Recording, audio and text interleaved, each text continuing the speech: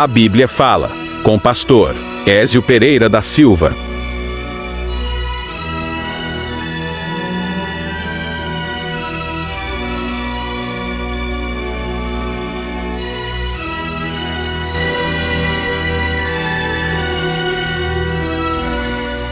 Sejam bem-vindos mais uma vez, todos vocês internautas, queridos e amados, ouvintes da palavra, né? São bem-vindos aqui no nosso podcast A Bíblia Fala.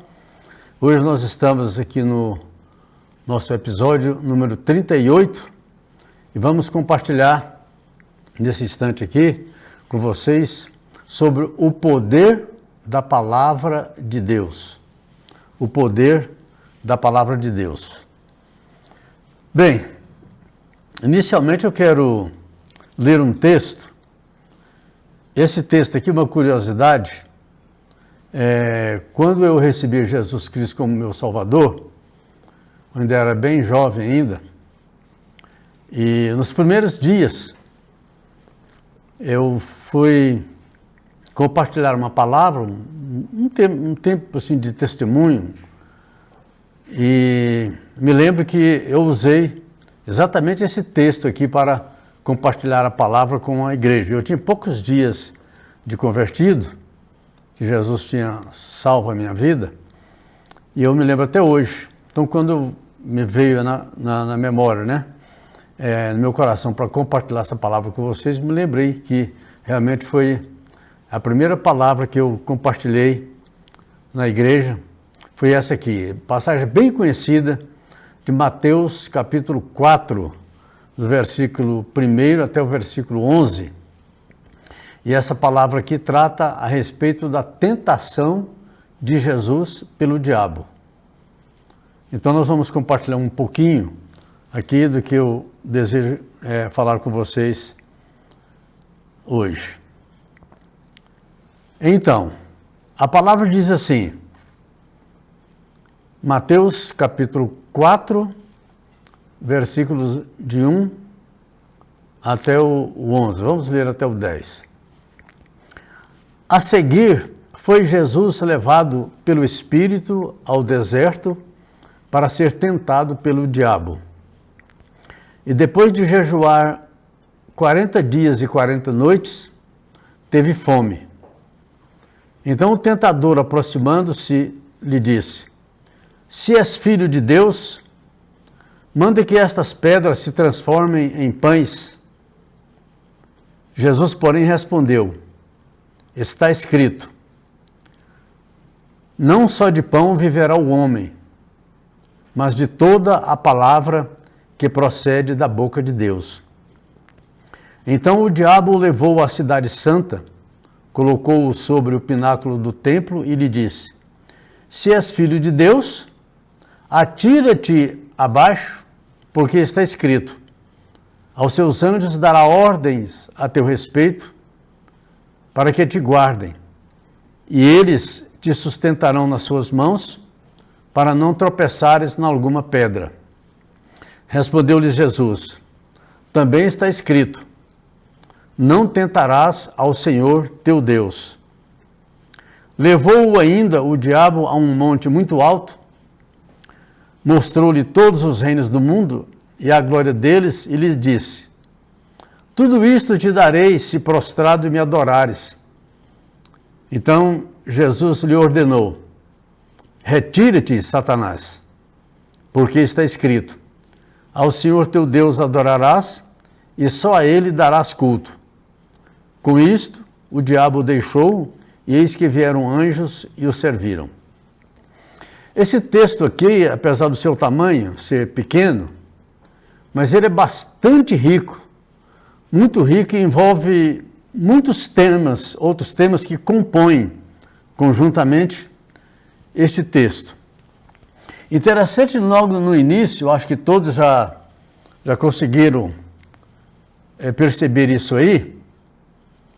Jesus estava em um jejum no deserto da Judéia, próximo aí à antiga cidade de Jericó, e a Escritura diz que ele estava já em jejum e oração, num tempo em que ele estava se dedicando ao Pai, exclusivamente ao Pai, sem ter nenhuma atividade com outras pessoas. E depois de jejuar, então, 40 dias e 40 noites, ele teve fome. Bem, e aqui nós temos alguns detalhes aqui que eu quero compartilhar com vocês. Olhe bem esse início no versículo 1, quando diz, olha só que coisa estranha. Na verdade não é estranha, mas é talvez novidade para alguns. E diz assim o início, a seguir, foi Jesus levado por quem? Levado pelo Espírito, e o Espírito aqui com letra maiúscula, o Espírito aqui é o Espírito Santo. Então Jesus foi conduzido pelo Espírito Santo para um lugar, no caso em um deserto, né? E olha bem, para qual finalidade que o Espírito Santo conduziu Jesus ao deserto. E diz aqui a finalidade, para ser tentado pelo diabo. Então não é assim, bastante novidade, bastante esquisito para vocês, porque o Espírito toma Jesus e leva ele para o deserto com a finalidade de ele, Jesus, ser tentado pelo diabo. Não parece que é uma coisa assim contraditória? Quer dizer, o próprio Espírito de Deus conduzir Jesus à presença do diabo para ser tentado por ele? Não parece ser estranho? Não, mas não é nada estranho. Isso aqui, na verdade, é um acontecimento que se deu aí praticamente no mundo espiritual, mas não deixa de ser também o mundo físico, né? E Jesus estava ali com uma missão e ele gastaria com essa missão, esse tempo que ele permaneceria ali no deserto, é um tempo muito longo, não é um tempo curto. Então, depois de jejuar 40 dias e 40 noites, ele teve fome. Então, Jesus estava ali na companhia do Pai, e o escritor de Lucas, no Evangelho de Lucas, ele menciona alguma coisa que está de acordo aqui com Mateus, quando ele disse assim que Jesus estava nesse tempo, nesse momento aqui, ele estava entre as feras. E o que a gente deduz do texto, que essas feras, são feras espirituais, não é? Na verdade, demônios. Ele estava, então, ali, Satanás, né, o diabo, também com seus anjos rebeldes, seus anjos caídos, ou seja, os demônios. Então, eles estavam ali, e eles estavam assistindo, eles estavam acompanhando o jejum que Jesus estava fazendo. E provavelmente, talvez ele ouvisse algumas coisas que o Filho falava com Deus, o Pai, e nesse momento, então, quando ele completa então, os 40 dias e 40 noites, claro que fisicamente ele já estava fraco, não é? Provavelmente também não estava tomando água, o texto não diz, não é claro sobre isso, mas provavelmente sim. Mas se aproximou dele o tentador e disse, querendo colocar em dúvida a filiação de Jesus ao Pai. Olha, se tu és, quer dizer, o diabo sabia que ele era o Filho de Deus, mas como ele estava numa missão aqui na terra, então essa foi uma tentação, a primeira tentação, quer dizer, porventura, se você é o Filho de Deus, ou se você realmente tem essa filiação aí com o Pai, então mande que essas pedras aqui, cheio de pedras lá onde eles estavam, né? Mande que essas pedras aqui se transformem em pães. Então, na cabeça de Satanás, olha, Jesus está com fome, está fraco, Então, portanto, se ele é filho de Deus, o pai dele não vai deixar ele continuar com fome, vendo seu filho sofrer fome, não.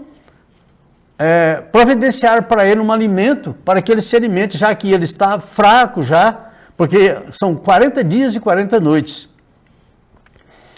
Então ele colocou essa palavra, é um cheque, checando a vida de Jesus e a sua comunhão.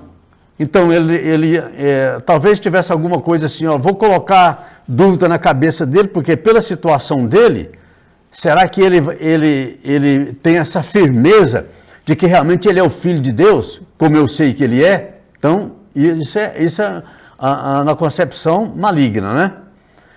Então, bem, como nós vamos tratar aqui da firmeza da palavra de Deus, então, daquela que tem autoridade sobre todas as coisas, tanto nas coisas concernentes ao mundo sobrenatural, ao mundo espiritual, como também detém todo o domínio.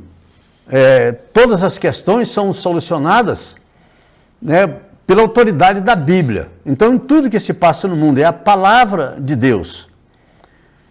E quando ele diz aqui, olha, se és filho de Deus, manda que estas pedras se transformem em pães, quer dizer, você está com fome, está fraco, e já que você acha que você é o filho de Deus, o seu pai não vai deixar você com fome, você vai ser alimentado por ele. Então você transforma essas pedras aqui em pães para satisfazer a sua necessidade.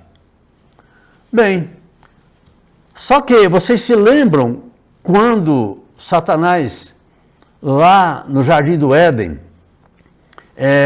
falou mais ou menos a mesma coisa aqui, mas ele fez uma pergunta para Eva, dizendo assim, é verdade que vocês não podem comer das árvores daqui do jardim? É assim que Deus disse para vocês? Quer dizer, é a mesma coisa, é a mesma intenção de derrubar, de colocar por terra aquilo que era contrário a ele, que é, no caso, Deus, a palavra, Jesus Cristo. Só que aqui agora, ele não estava falando com Eva, e muito provavelmente também, se ele, na época lá do Jardim do Éden, ele também tivesse dito alguma coisa para Adão, né, tentando ele alguma coisa, a Bíblia não registra, mas registra que ele estava dizendo para Eva, mas é a mesma coisa, é a mesma tentação, quer dizer, tentando, colocando em xeque a palavra de Deus, e agora, a palavra de Deus, no caso do Jardim do Éden, a palavra de Deus concernente lá ao casal, lá no Éden, né, e aqui agora a palavra de Deus concernente ao seu filho, o único filho, o primogênito, o filho unigênito de Deus e primogênito de Maria, sua mãe, né? E então ele tem a mesma intenção aqui de quê?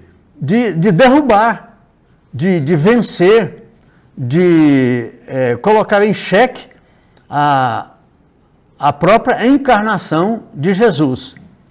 Só que ele não estava falando com Eva e nem tampouco também com Adão, mas ele estava falando com a própria palavra de Deus.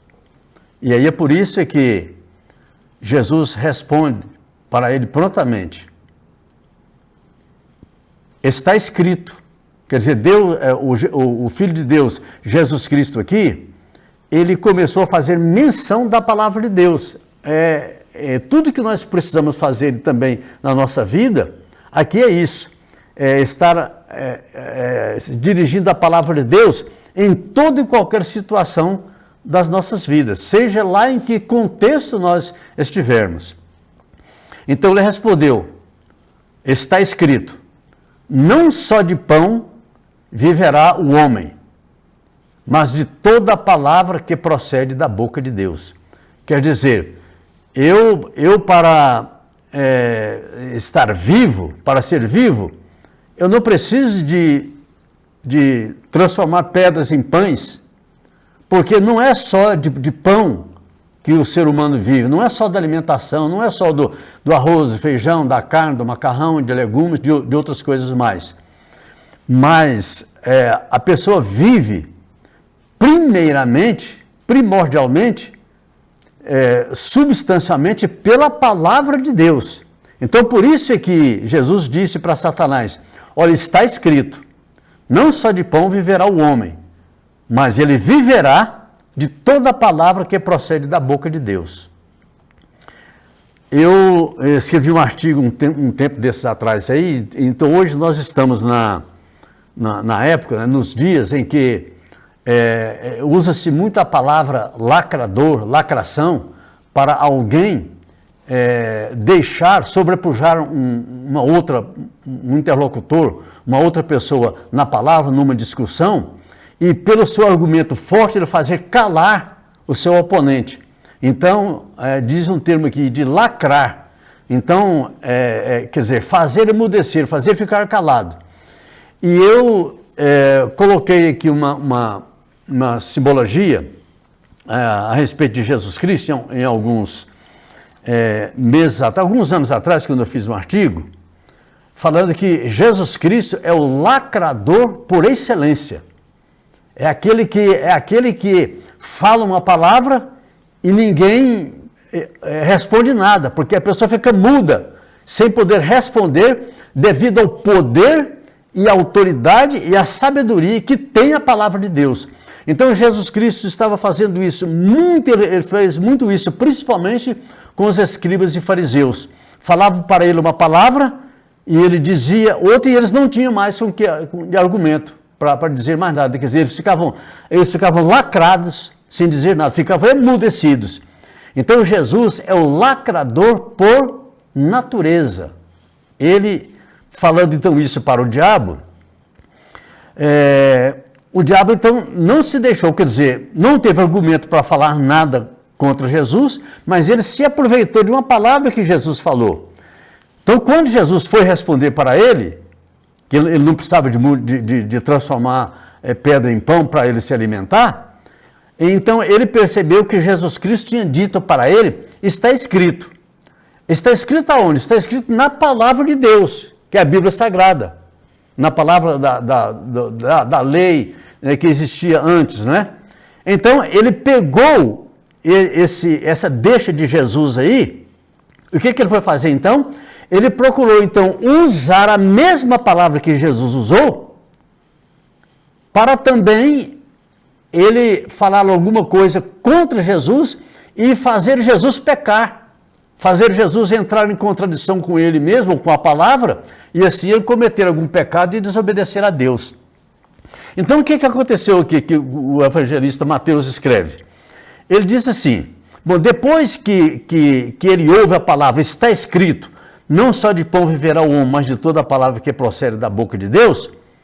Então, o diabo, muito espertamente, que o diabo ele é muito inteligente, extremamente inteligente, o diabo pegou Jesus e levou ele à cidade santa. Não é levar assim na marra, coisa assim, mas ele conduziu, né, ou convidou Jesus para ir até a cidade santa. A cidade santa, no caso aqui, é espiritualmente chamada de cidade santa, mas é a cidade física de Jerusalém. Então, o diabo levou a cidade santa, colocou Jesus sobre o pináculo do templo, lá na altura do templo que Herodes construiu, lá em Jerusalém, e disse para ele assim: olha só como é que o diabo é sagaz. Ele apanhou Eva e também Adão na sua astúcia, mas aqui com Jesus era diferente. Então o diabo levou a cidade santa, colocou sobre o pináculo do templo e disse: se és filho de Deus, atira-te daqui para baixo. Por quê? Porque está escrito. Olha só como é que o diabo é sagaz. Também ele sabe, porque o diabo também ele sabe toda a Bíblia, ele conhece toda a palavra de Deus que está escrita, e ele conhece de cor e salteado. Entendeu? Então, para lutar contra o diabo, somente com a palavra de Deus. Nós não temos arma suficientemente em nós mesmos para lutar contra Satanás, se não for pela palavra de Deus. Então, ele continuou com o mesmo argumento dele anterior. Se és filho de Deus, joga-te daqui para baixo, porque está escrito. E aí Satanás cita para Jesus um versículo escrito no Salmo 91 e outro versículo lá de Deuteronômio. Então ele diz assim, olha, atira-te daqui para baixo, se tu és filho de Deus, porque está escrito, aos seus anjos dará ordem a teu respeito, para que te guardem em todos os teus caminhos. E, quer dizer, ele citou um versículo, depois ele cita o outro. Eles, quer dizer, os anjos, falando para Jesus, né? Eles te sustentarão nas suas mãos para não tropeçares em alguma pedra. Então veja bem, a astúcia, Satanás é muito arguto, muito manhoso, muito cheio de manha, e ele diz, continua dizendo para Jesus, se tu és o Filho de Deus, atira-te daqui para baixo, porque na palavra de Deus está escrito isso. O que está escrito? Está escrito que aos anjos de Deus, Deus dará ordens a ele a teu respeito para que te guardem. E esses anjos sustentarão você nas mãos deles para que você não tropece em alguma pedra. Versículos aí do Salmo 91. Mas Jesus é a própria palavra de Deus. O diabo jamais teria capacidade de convencer Jesus em alguma coisa, ou mesmo argumentar com ele em alguma coisa.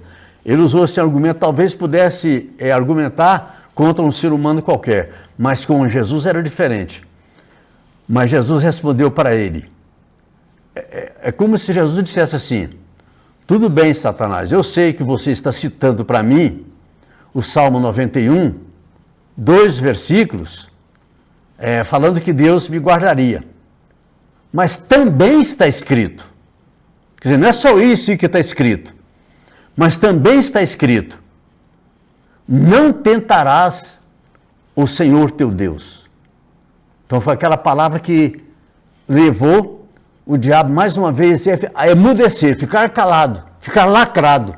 Ele ficou lacrado com a primeira resposta que Jesus deu, e agora ele fica lacrado também com a segunda resposta que Jesus deu para ele. Quer dizer, ele não tinha, o diabo não teve argumento contra a primeira resposta que Jesus deu, e também não teve argumento contra a segunda resposta que Jesus deu também.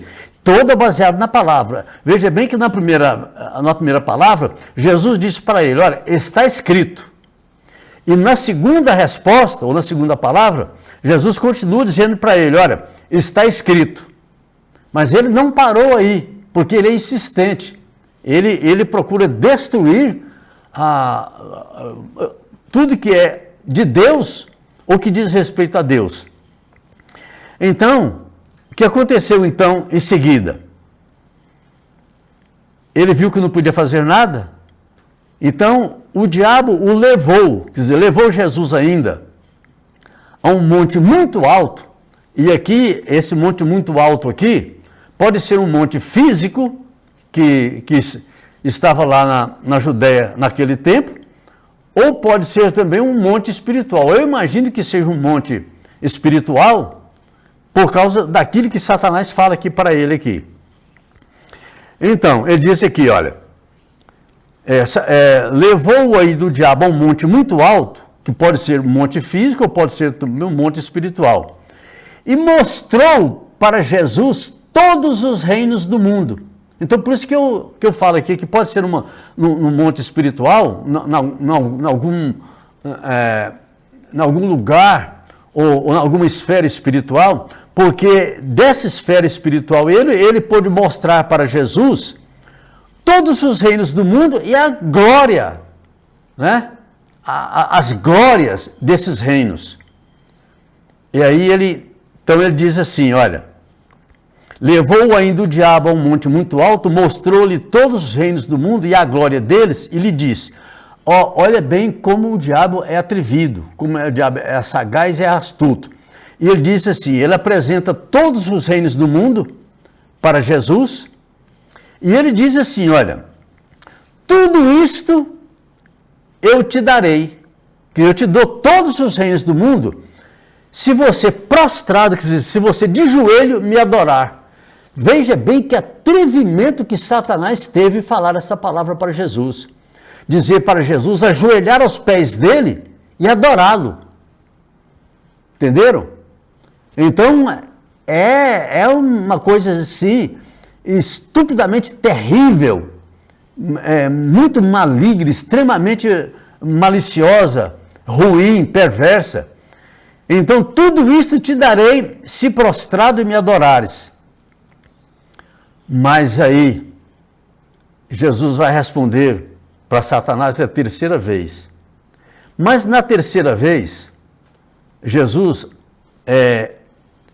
antes de dar uma palavra para ele, respondendo alguma coisa, explicando alguma coisa da palavra de Deus, Jesus dá uma ordem para ele.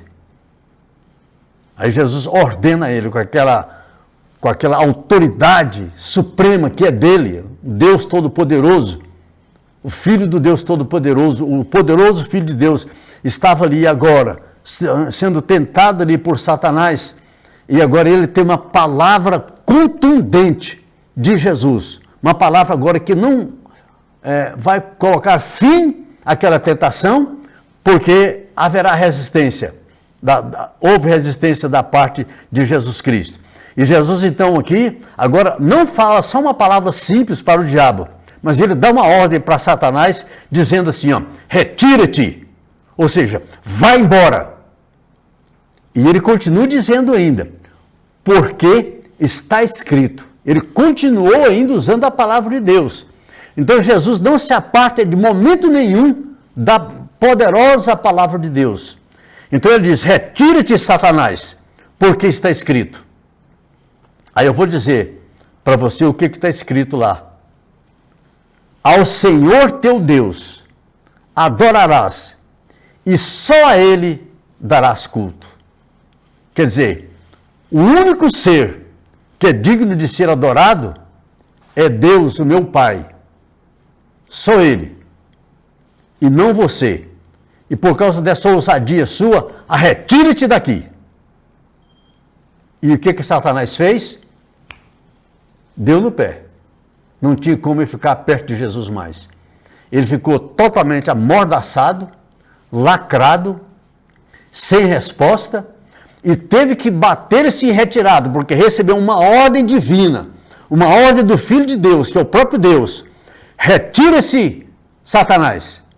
Porque está escrito, na Bíblia está escrito também, ao Senhor teu Deus adorarás e só a Ele darás culto. Então o que aconteceu em seguida? Com isto o diabo o deixou e eis que vieram os anjos de Deus e serviram a Jesus naquilo que ele tinha necessidade. Que coisa maravilhosa é quando nós temos firmeza na palavra. Quer dizer, Jesus a primeira vez está escrito, a segunda vez está escrito, a terceira vez vai-te embora, porque está escrito. Então, ele nunca se afastou da palavra. Na verdade, Jesus Cristo é a palavra de Deus encarnada, a palavra que se fez carne e habitou aqui entre nós, no meio dos homens. Então, é uma lição extremamente grande para nós, termos firmeza na palavra, saber que a palavra, se nós estivermos firmes na palavra, nós não vamos ser enganados e tampouco vencidos com nada que se oponha à palavra, porque a palavra de Deus é o próprio Deus falando conosco e nos dando firmeza, nos dando defesa em tudo aquilo que nós precisarmos fazer. Bem, continuando aqui, eu quero ler para vocês também no Evangelho de João, no capítulo 15, versículo 3. No capítulo 15, Jesus está falando para os seus discípulos a respeito da permanência de estar se confessando a palavra de Deus permanentemente, quer dizer, estar permanentemente com a palavra em comunhão íntima com Deus, através do seu Espírito Santo. E aqui ele diz uma palavra aqui, que eu quero compartilhar com vocês só uma parte do capítulo 15 do Evangelho de João. Então Jesus, olhando para os discípulos, ele diz assim, olha, olhando para os 12, ele diz assim, na verdade agora ele está olhando aqui para os 11, porque Judas já tinha provavelmente se retirado da reunião que ele estava aqui com os discípulos. Vós já estáis limpos pela palavra que vos tenho falado. Vós já estáis limpos pela palavra que vos tenho falado. Então a palavra de Deus, além de ser firmeza para as nossas vidas em toda e qualquer situação, é também uma palavra que santifica as nossas vidas de maneira contínua. Não só santificou, quer dizer, nos separou para Ele, como também mantém a nossa santificação diante de Deus. É a palavra. Então, vós já estáis limpos pela palavra que vos tenho falado.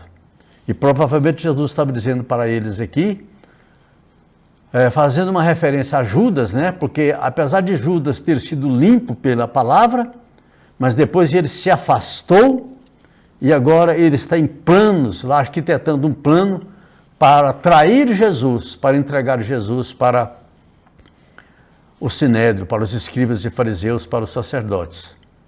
Mas para nós devemos permanecer, e essa palavra que está registrada aqui no capítulo 15, é praticamente todo o capítulo falando da perseverança que nós precisamos ter na palavra de Deus.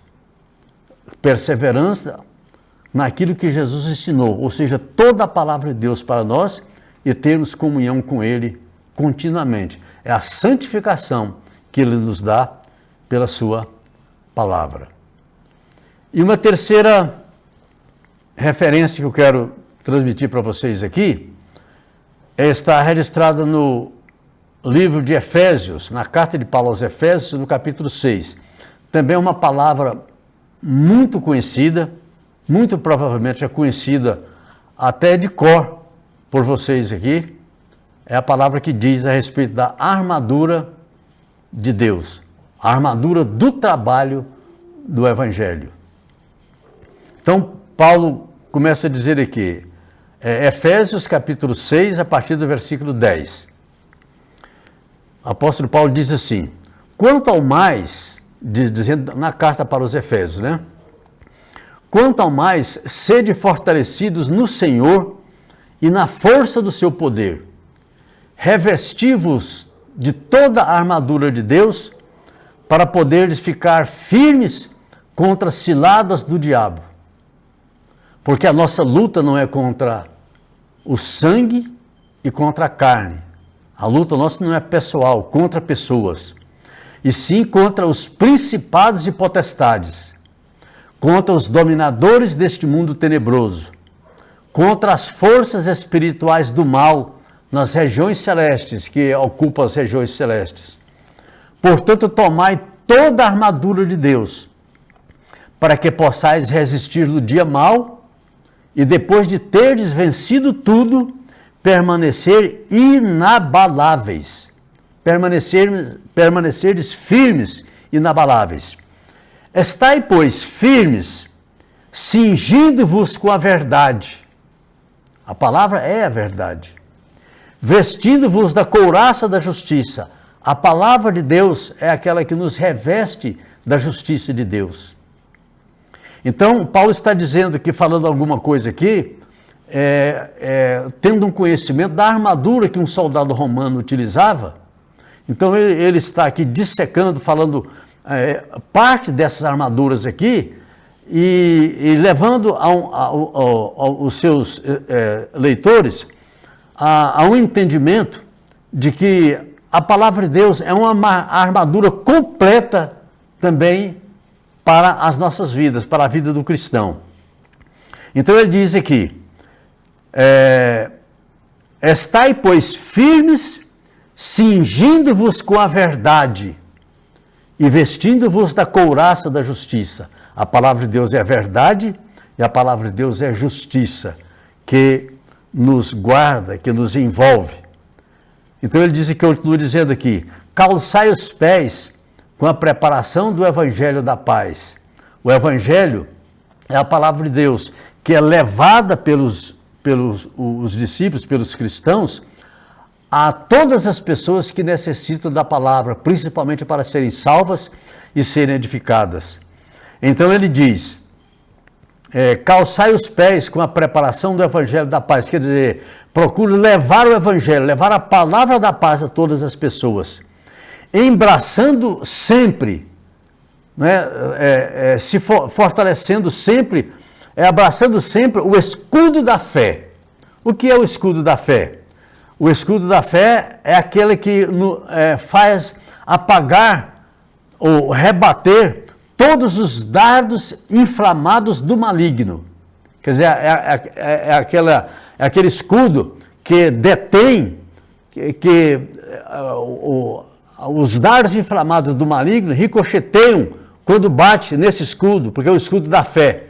Os Satanás vêm para destruir, ou para questionar, ou para fazer pecar um homem, uma mulher, um filho, uma filha de Deus, mas esse homem, essa mulher, esse cristão, filho e filho de Deus, guardado então pelo escudo da fé, porque ele creu na palavra de Deus, então ele combate pela fé os dardos inflamados do maligno.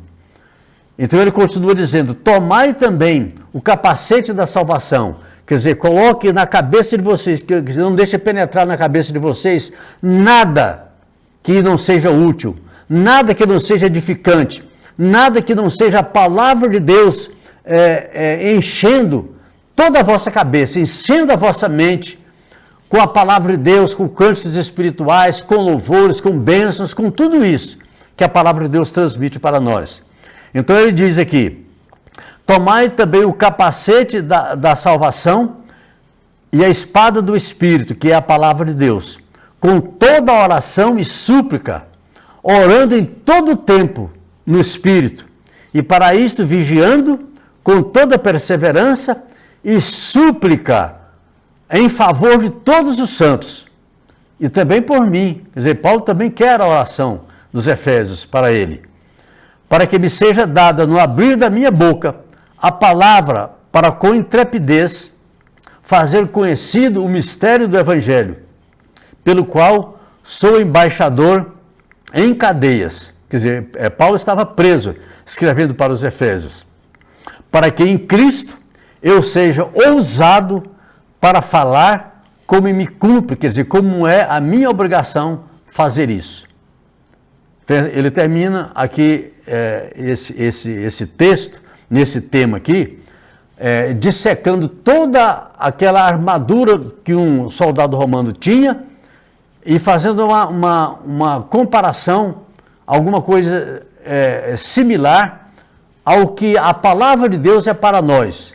É toda a armadura de Deus. Quer dizer, quando você se reveste da palavra de Deus, você faz com que a palavra de Deus entre na sua vida e te guarde a sua cabeça, guarde o seu corpo todo, guarde o seu espírito, a sua alma, o seu corpo, guarde tudo, porque a palavra de Deus é um verdadeiro escudo, é uma verdadeira armadura, mais do que um escudo, uma verdadeira armadura para nos proteger de todas as coisas que são inimizades contra Deus, que poderiam nos destruir e poderiam nos abater.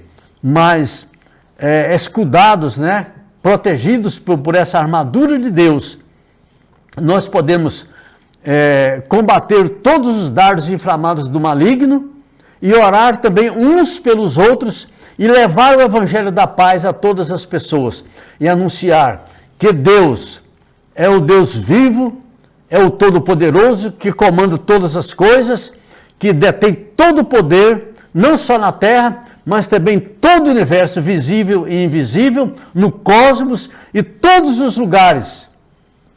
A palavra de Deus é quem detém todo o poder nas mãos do próprio Deus, que emite a sua palavra, e a palavra dele é poderosa para fazer toda e qualquer coisa contra o inimigo e fazer também toda e qualquer coisa para nos edificar, para nos solidificar, para nos colocar em pé diante de toda e qualquer situação.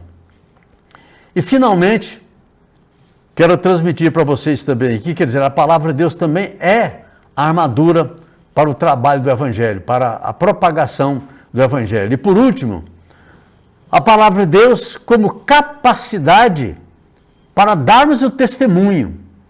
E aqui, eu leio para vocês aqui o capítulo 4 da carta aos Hebreus, no versículo 12, quando o escritor aos Hebreus diz assim: porque a palavra de Deus é viva, quer dizer, não é uma palavra morta, não é uma palavra inócua, não é uma palavra jogada a esmo, é uma palavra viva, eficaz, mais do que eficiente.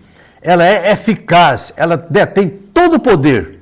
E diz aqui mais, e essa palavra de Deus é mais cortante do que qualquer espada afiada, quer dizer, qualquer espada de 2 gumes, não é a espada de um gume só, que corta só de um lado. Não, é uma espada de 2 gumes, que corta dos 2 lados. Então é a palavra de Deus, que é a palavra mais cortante do que qualquer espada de 2 gumes. E essa palavra de Deus penetra em nossas vidas, até o ponto de dividir alma e espírito. Quem é capaz de dividir alma e espírito? Nós nem sabemos, por mais que nós estudemos isso, nós não sabemos como é que se divide a alma do espírito, porque estão tão entrelaçados que não tem jeito de a gente explicar isso. Como é que a gente separa a alma do espírito, que é uma coisa e que é outra? Porque está tão intrinsecamente ligado uma outra, que só a palavra de Deus para poder discernir e dividir a alma do espírito, né, no ponto certinho que ele deve ser dividido. E então, apta também para dividir juntas e medulas, e é também apta para discernir, para entender, para dissecar, para ensinar os pensamentos, para conhecer os pensamentos e propósitos do coração. Então, só a palavra de Deus, a bendita palavra de Deus, pode fazer isso. Penetrar no ser humano, a ponto de dividir alma e espírito, dividir juntas e medulas, e é apta para discernir, para dissecar, para ensinar meticulosamente e colocar em evidência os pensamentos e os propósitos do coração. Os pensamentos e sentimentos. Quem pode avaliar é só a palavra de Deus, que pode avaliar para nós e discernir, fazer separação, discernir, explicar e aplicar também a palavra de Deus para ela fazer o efeito que ela é necessária, tanto para combater o mal, como também para promover o bem nas pessoas, combater o mal do diabo e de seus anjos, e de seus demônios, e de seus instrumentos de perdição, e também a palavra poderosa para sustentar os filhos de Deus na sua presença e dar aos filhos de Deus, a capacidade para vencer todas as coisas deste mundo tenebroso e nos conduzir a salvos para o reino eterno do nosso grande e poderoso Deus, Deus Todo-Poderoso. Amém? Glorificado seja o nome do Senhor e a sua palavra, que é dada para nós, dada por nós e para nós, preparando-nos em todas as coisas, ensinando-nos, orientando-nos, dirigindo-nos, fortalecendo-nos e, finalmente, nos colocando a salvos no reino eterno do nosso grande Deus e Salvador, Jesus Cristo. Que gloriosa a palavra de Deus, que maravilha é a palavra de Deus. Então se apegue com todo o seu coração, com toda a sua alma, com toda a sua vida, a bendita palavra de Deus, porque ela é que é realmente o poder de Deus para conduzir as vidas das pessoas até a presença de Deus e guardar as pessoas de tropeçarem e dar a elas a capacidade para permanecer até o fim, fiéis a Deus e a sua palavra, e conduzir as vidas que creram em Jesus Cristo, que receberam Jesus Cristo como Senhor e Salvador, e levar essas vidas à presença eterna de Deus na eternidade. Amém? Quero, finalizando aqui, dizer para vocês muito obrigado e agradecer a vocês por ter nos ouvido aqui, estar assistindo conosco a meditação, estar meditando também juntamente conosco nessa maravilhosa, essa gloriosa palavra de Deus, que é um instrumento de Deus maravilhoso, dado para nós, para nos levar, para nos conduzir nos caminhos eternos de Deus, com toda a autoridade e com todo o ensinamento, com toda a sabedoria, e nos conduzir debaixo do seu poder até aquele grande e glorioso dia, quando nós nos encontrarmos com o Senhor, nas nuvens, nos ares, e assim nós estaremos eternamente com o Senhor Deus Todo-Poderoso. Amém? Deus que abençoe a sua família, abençoe você, todos os seus familiares, e traga refrigério para a sua vida, e solucione os problemas que você colocar e está colocando, e for colocar perante Deus, e te dê o fortalecimento necessário para conduzir você e toda a sua família, seus familiares, aqueles que você ama e que amam você também, até o reino eterno do nosso Senhor e Salvador Jesus Cristo. Deus que abençoe a sua vida juntamente com a sua família. Amém. Sobre o tempo do fim, o livro A Segunda Vinda, a Grande Tribulação e o Arrebatamento, escrito por Ézio Pereira da Silva, aborda de forma profunda e abrangente a escatologia, o estudo das últimas coisas. O autor explora as profecias do Antigo e Novo Testamento, os ensinamentos de Jesus e dos apóstolos sobre os últimos dias, além de traçar um panorama histórico profético que culmina na inauguração da Era Eterna Futura. Enviamos para todo o Brasil.